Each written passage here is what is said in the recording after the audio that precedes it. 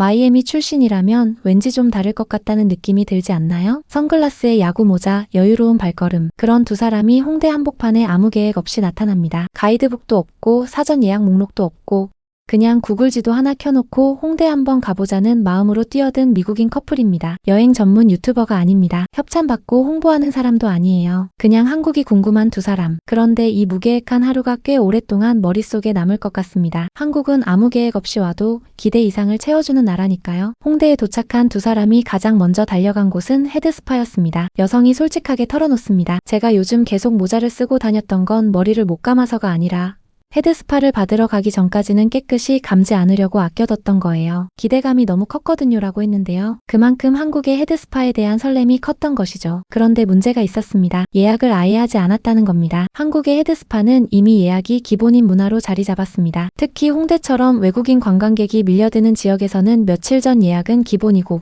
인기 있는 살롱은 몇 주씩 예약이 밀리는 경우도 다반사인데요. 미국에서는 살롱을 당일에 워크인으로 방문하는 게 전혀 이상한 일이 아닌데 한국의 헤드스파 수요는 그 수준을 완전히 넘어선 상황인 겁니다. 단순한 머리 감기를 넘어서 두피 케어와 모발 케어를 결합한 하나의 프리미엄 뷰티 문화로 자리 잡았기에 이 정도의 수요가 생긴 거겠죠. 결국 두 사람은 예약 없이는 어렵다는 안내를 받고 아쉽지만 헤드스파를 뒤로해야 했는데요. 그런데 이 커플 전혀 기죽지 않습니다. 괜찮아요. 우리 홍대에 있잖아요 라는 표정으로 곧바로 홍대 탐험 모드로 전환해버리죠. 그렇게 걷다가 가장 먼저 눈에 들어온 건 즉석 사진 포토부스였습니다. 한국인들에게 네컷 사진이 얼마나 자연스러운 문화인지는 굳이 설명이 필요 없겠지만 이 커플에게는 처음 접하는 세계였습니다. 어떤 버튼을 눌러야 하는지 포즈 가이드가 뭔지 하나씩 탐색하면서 두 사람이 서로를 보며 웃는 장면이 이어졌는데요. 그리고 벽 가득 붙어있는 다른 사람들의 즉석 사진들 앞에서 발걸음을 멈추고 하나하나 들여다보는 모습은 마치 전시회를 관람하는 것 같았습니다. 지나가는 사람들의 웃음과 순간이 담긴 작은 사진들이 홍대라는 도시의 살아있는 에너지를 고스란히 담아냈던 거겠죠. 이어서 두 사람이 들어선 곳은 창고형 의류 매장이었습니다. 천장까지 높이 올라간 선반들,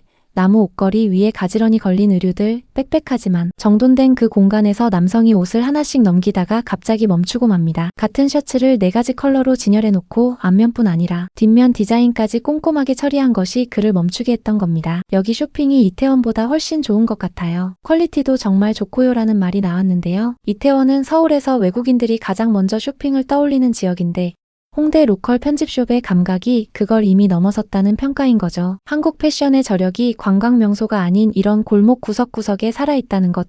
한국인인 우리도 새삼 자랑스럽게 느껴지는 장면이었습니다. 잘 걷고 잘 구경했으니 이제 배를 채울 차례입니다. 두 사람이 선택한 기준은 단 하나, 별점 5점에 리뷰 거의 3,000개. 한국에서 그 정도 수치라면 그냥 맛집이 아닌 레벨이죠. 테이블 위에 뚝배기 안에서 보글보글 끓는 된장찌개와 숯불 위에서 지글거리는 고기가 함께 차려지는 순간 두 사람은 딱히 말이 없었습니다. 그냥 먹기 시작했고 먹고 나서 나온 짧은 한마디가 전부였죠. 별점이 역시 증명해주네요. You've seen the 5 stars come through?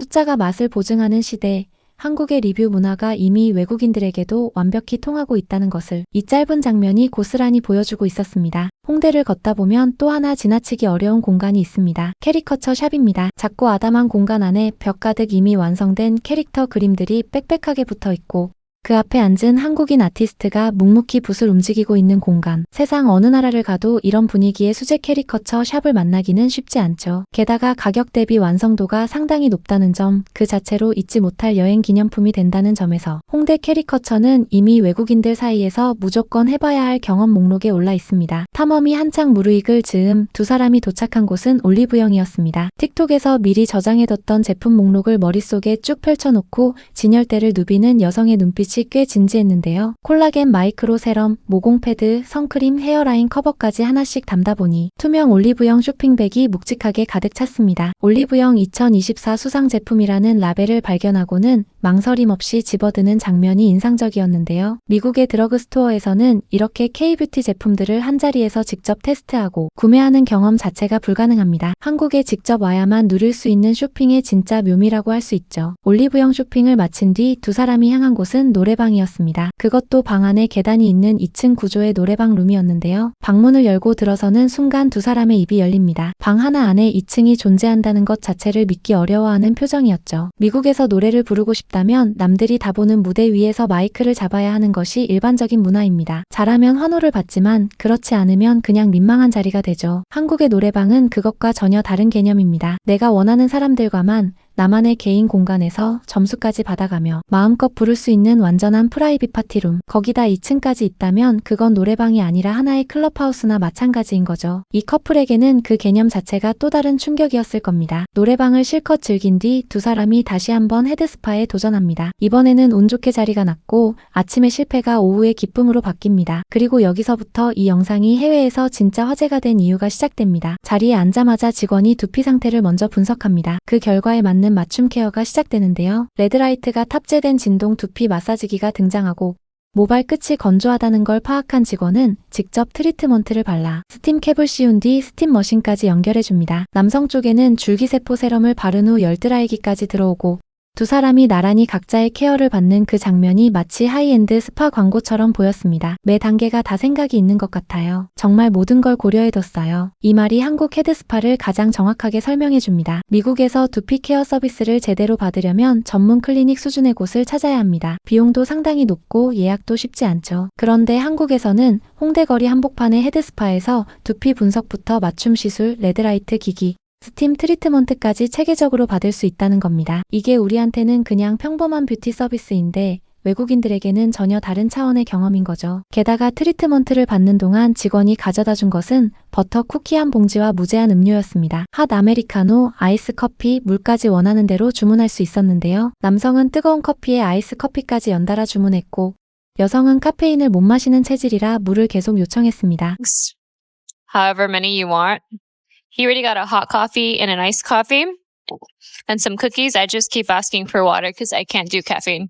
Upstairs, there's like a cafe. 전부 시술비 안에 포함된 서비스였습니다. 미국의 살롱에서는 물 한 잔 떠다 주는 것조차 흔한 일이 아닌데 한국에서는 음료를 무제한으로 제공하면서 쿠키까지 챙겨줍니다. 이 차이는 단순한 서비스 수준이 아니라 고객을 대하는 마음과 문화의 차이인 거죠. 살롱 내부 레이아웃에 대한 감탄도 이어졌습니다. 두피 분석과 상담은 긴 공용 테이블에서 진행되고 시술 공간은 따로, 워시룸은 또 따로, 드라이와 스타일링 공간도 별도로 분리되어 있습니다. 천장에는 퍼밍 기구와 드라이 기구들이 달려있고 2층에는 카페까지 있었죠. 살면서 이런 구조의 살롱은 한 번도 본 적이 없어요 라는 말 한마디가 한국 뷰티 산업의 수준을 가장 잘 요약해줬습니다. 한국의 뷰티 산업은 기술이나 제품만 뛰어난 게 아니라 공간 기획과 서비스 설계 면에서도 이미 세계 최상급에 있다는 것을 이 커플이 몸소 증명해준 겁니다. 시술을 마친 두 사람이 서로의 헤어를 보며 웃음을 터뜨립니다. 남성이 두 손을 꼭 모아 기도하는 제스처를 취하는 그 장면. 고맙다는 것인지 너무 좋다는 것인지 나 당신 머리카락 드라이된 거 처음 봤는데